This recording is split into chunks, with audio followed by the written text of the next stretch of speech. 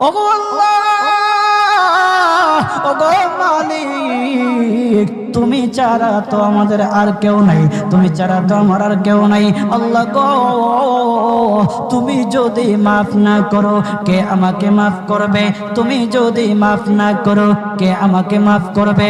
তুমি যদি আমাকে মাফ করো তাহলে তোমার কোনো দিকে কমবে না, তুমি যদি আমাকে মাফ না করো তোমার কোনো দিকে বাড়বে না।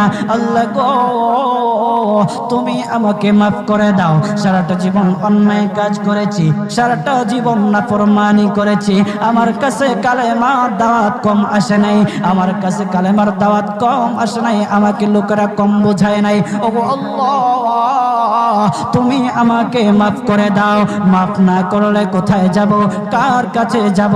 বাবা যখন মারে তখন মার কাছে আশ্রয় নেওয়া যায়, মা যখন প্রহার করে তখন বাবার